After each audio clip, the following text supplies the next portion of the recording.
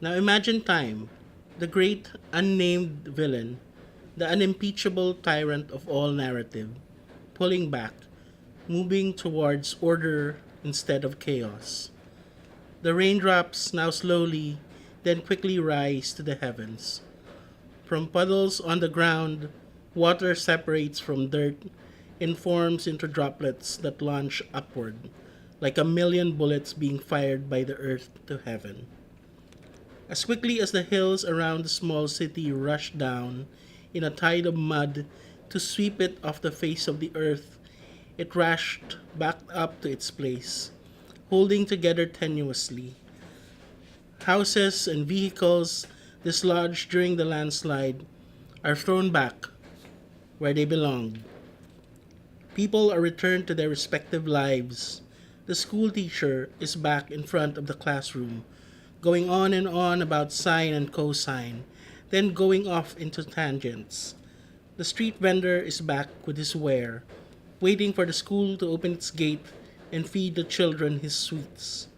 And the town doctor is back in his makeshift clinic, tending to a child. All around the small city, life comes back. People are undoing the final moments of their lives. A mother's hand swings away from her daughter's cheek, her regret disappearing with it. A pickpocket slides a wallet into a man's back pocket, his relief disappearing with it.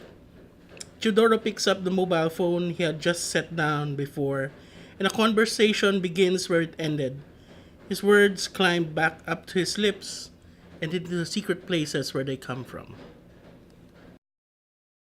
I'm Francis Quina. I am the Deputy Director of the Institute of Creative Writing, and I'm also an Assistant Professor with the Department of English and Comparative Literature.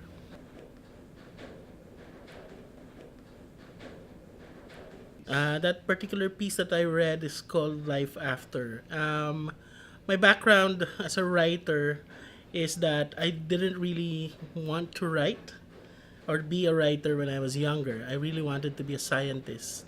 So, as an undergraduate student, I started out in applied physics.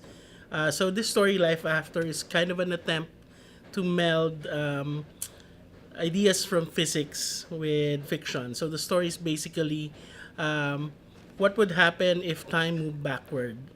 So, the excerpt that I read is the point in the story where time begins to move backwards.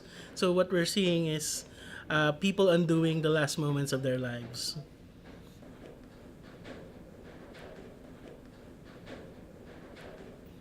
It's a work that's particularly rooted in a specific time and place. When I wrote it around 2005, 2006, it was a very politically tumultuous time in the Philippines. A lot of the things that were being undone were actually things that were happening on a larger social scale. So I thought that of the stories that I had written, at least in the first book, that was this was the one that had most to say about our social realities.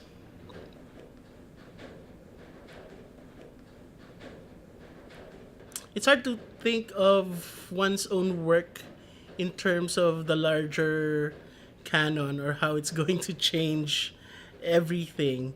But I do hope that people who do read my work um, enjoy it and at the same time um, realize that there are other ways of writing.